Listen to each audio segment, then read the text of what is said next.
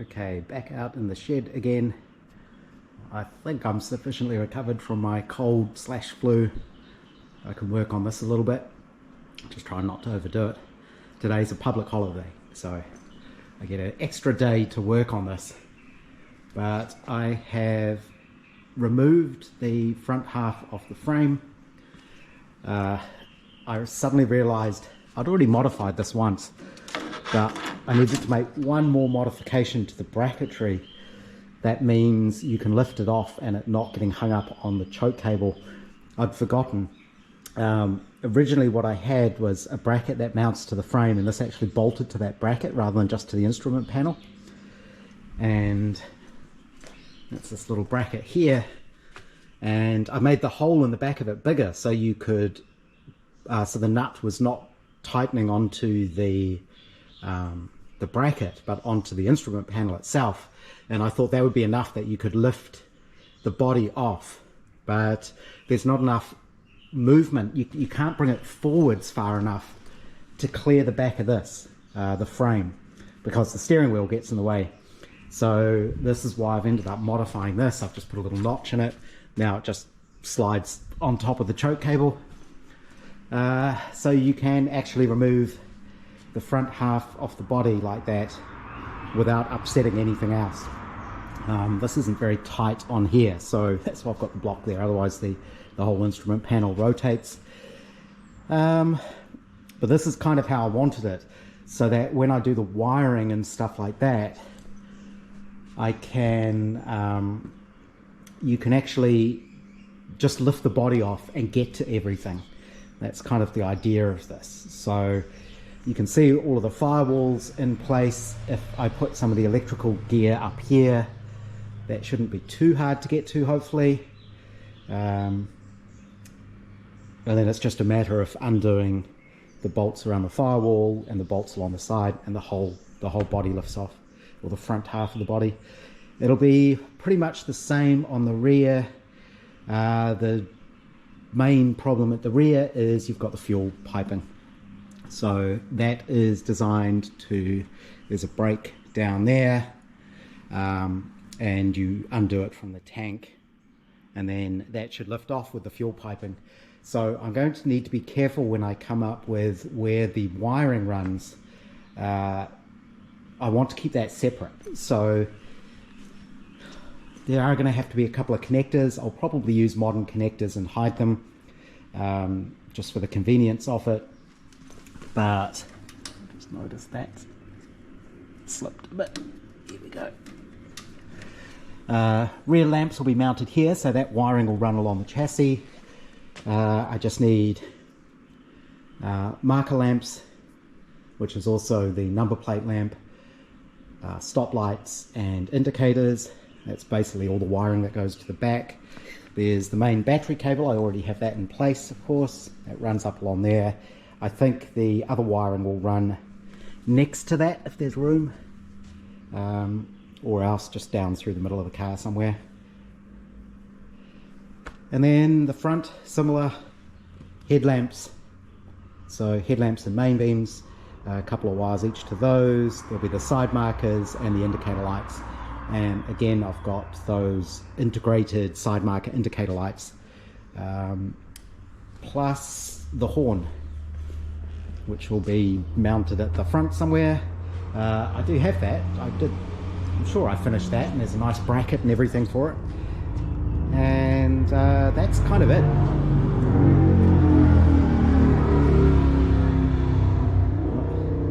There goes the Wally Loud Motorcycle Brigade again.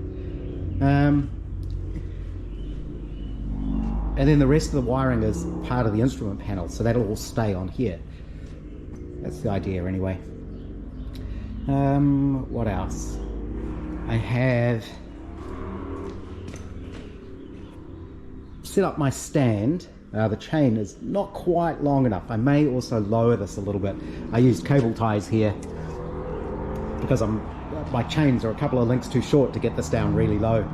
I thought I'd need big long cable ties, but the amount of distance here makes quite a big difference to the drop in height. So I didn't need quite as long a cable tie as I thought, but that lets me set this up on the frame. So this was my first attempt. It's not too bad. I think I'm being a bit harsh on myself. It's not perfect, but there's a big low in there. Oh, I can feel that. It's either too low here or too high here, but I would say that's a low. So I could work on bringing that up, and I want to, if you look inside, the fit isn't too bad. I mean, it's close enough that it'll pull down. There's springiness in it, and I can start looking at trimming this. I'll try and put the weld away from the timber, I think, just in case I ever have to weld another piece of it again. It would be possible to try and weld it on the frame. I think probably you'd be better unwrapping it and taking it all apart, but this is all going to be wrapped around. It'll have to be annealed, of course, to make it soft enough, because this is all so work hardened now. But there's plenty there to wrap around, and if I've done my measurements correctly, the firewall should just fit with that wraparound. You have to allow for that, of course. You can also see I've taken the doors off. They're sitting safely over there. It's going to be easier to do everything with them out of the way, and I suspect because I've changed from doing it in 1mm steel, 1.2mm steel to 1.6 aluminium, I won't have now left enough clearance around all the door edges, so I may need to take all of these off. These are just screwed on, and adjust this just to give me a bit more clearance. So yeah, it's interesting. I thought that would be one of the easier panels to make, completely forgetting how much shape there is actually in it, in the car. And it's going to be similar down here. If you look at that as a single piece, the amount of shape in there is quite a lot. So I just realized I dinged something there. It's already starting to look like an old car, just sitting here getting battered around. But that's okay, it's meant to be an old car. So I think I'll probably just keep playing with this bit for a while, see if I can get it a little bit better. Of course, before it gets finally attached to the wooden frame, this will just be an aluminium shell. Of course, I'll take it off the frame to weld it. So it'll be a free floating shell, which means I can get in behind it with a hammer and dolly to try and fix some of that up. That is something I'm aware of with a big timber frame like this, big thick frame. If you need to get behind it, you're a bit restricted. So yeah, I can easily see that low spot now. There's another there, oh, another there.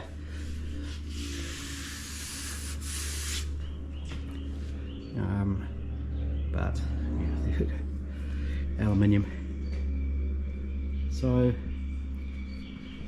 yeah, it's just going to be a matter of keep bashing away on this thing.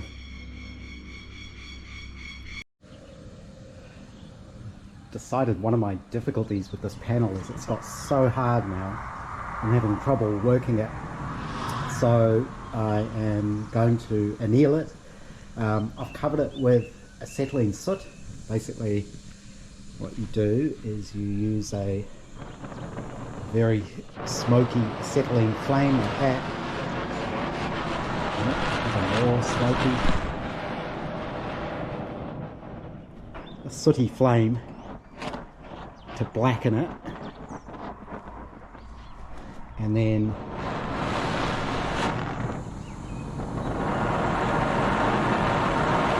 you heat up the panel.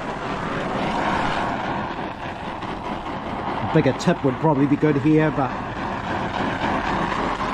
it doesn't take too long.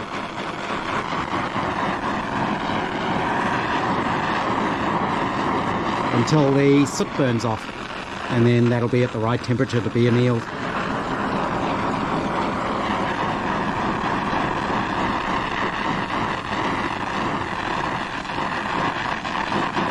can see there, it's going shiny again.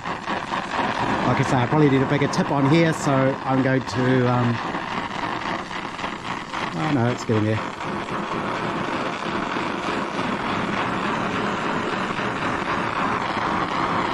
Basically go over the whole panel like this. Once you get enough heat into it, it's just a matter of sort of chasing it around.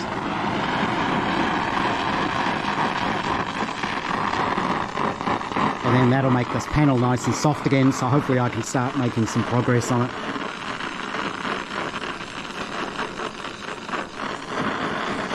I'm wearing gloves because at some point this will fall off.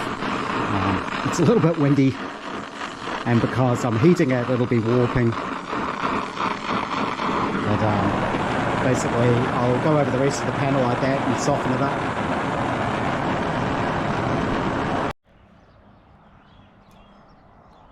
You can see how once it's annealed, the panel ends up in an almighty mess. Should all be soft now. Still a bit hot, but you can see the dents and things in it.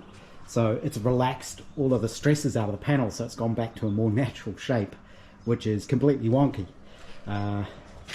So I'll let that cool down and see if it makes it a bit easier to sort of smooth it out and to take some of the curl out of it. There's a bit too much shape that way. So now that it's all soft again, it should be pretty easy to sort of twist that out of it, flatten it down a bit. But you can easily see where the low spots are now. And it's quite interesting, as you anneal it and it gets softer, you see the metal relax. But yeah, I think I just way overworked this panel.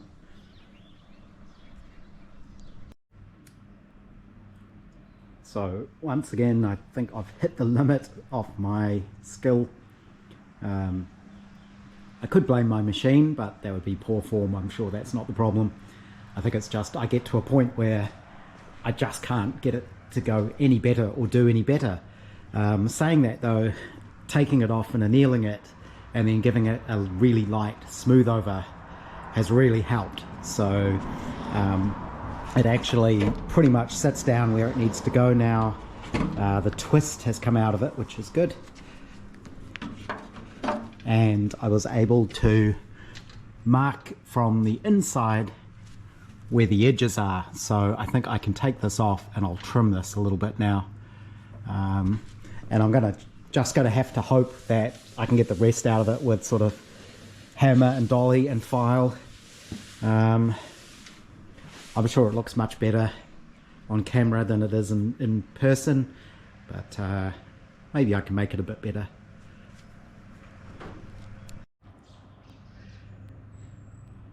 I've started on the larger off the front side panels.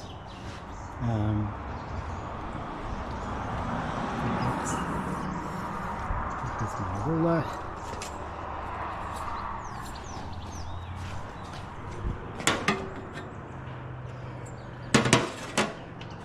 Got kind of a low in the middle, but the shape is getting there, and see it's curved there. Really is a lot of shape in these. There's a low there. And what I've done on this panel, which is different to the top, so I was being very careful to keep the panel level when I wheel it. So when you wheel it backwards and forwards, you don't want to put uneven stresses on it. But this panel, where there's curve to it but not too much crown, I think, what I've been trying to do is put the curve into it as I wheel it. So what you do is as you wheel, you pull down on the panel. So you curve it as you're wheeling it. And that seems very effective. I actually ended up putting way too much shape into this panel way too quickly. And I've also found I can put it in upside down and take some of the shape out of it again. It leaves track marks on everything, but I'm not too worried about that. That'll all file out. And that seems to have worked really well. So it's just a matter of trying to get the right feel and get the right curve into it. So that needs a little bit more shape in the middle, just so there isn't that little flat spot, but it's not too far off. So this one seems to be going a little bit better. I think I have this at that point where I need to stop, otherwise I'm not going to get any further. It's fitting pretty well. So one thing to note when you're overlaying the panels like this, you'll never get the edges to lie flat, because when you wheel, you don't wheel right to the edge. You leave a strip all the way around, which keeps the tension in the panel and gives it a shape. I've done it as an experiment where you wheel some shape into a panel and then you wheel one of the edges and it takes all the tension out and it goes all wobbly. So you always end up trimming the panels. So I'm not looking at it fitting along here, I'm looking at it fitting inside there where that edge would be welded, and it's pretty tight. It's all the way up on there. It wraps all the way around the edges. It does need the clamps to hold it in place at the moment, but it's pretty close. And somewhere I've lost my steel rule.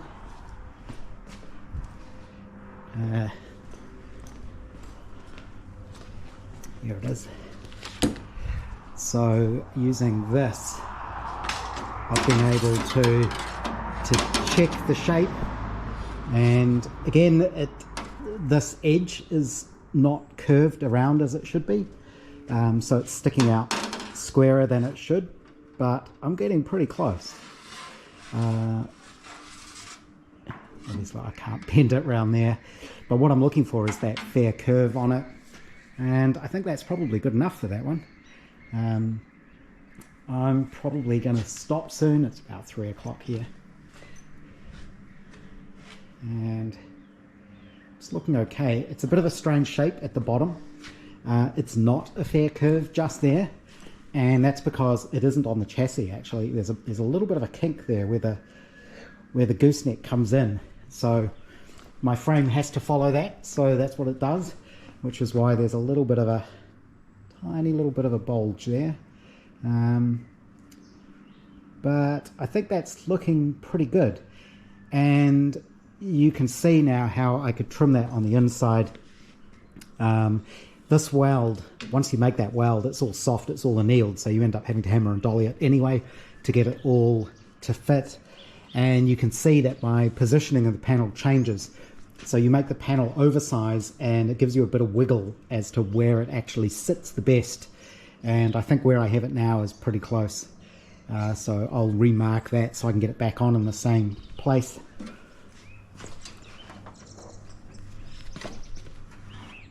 It looks okay from the inside. I've just noticed this one here has slipped. Here we go. And it's starting to look like a body. It's getting there anyway. And like I say, I'm not trying to get a perfect show car. If it ends up all wobbly and a bit rough, then it's a car from 1930, so it's doing pretty well. That's my excuse anyway.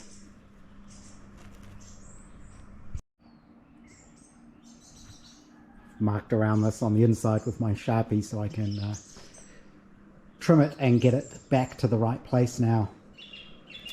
Like I say, I think I've got to stop now. I need to figure out how I can block this side up as well.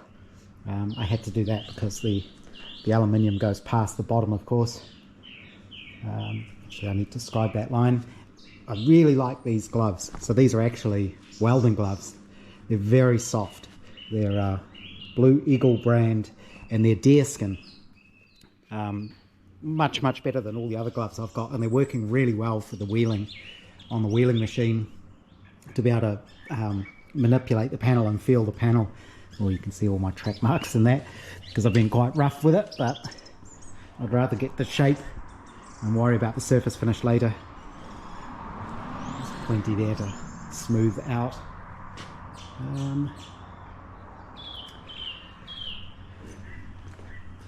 This side isn't quite as big, so there's not going to need to be as much shape in that. It's just a little strip.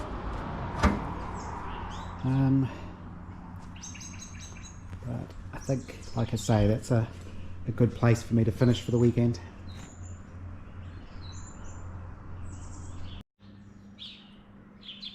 I decided to have a quick go at making the second side panel. Now I'm being much more aggressive with actually pulling shape into it as I'm wheeling.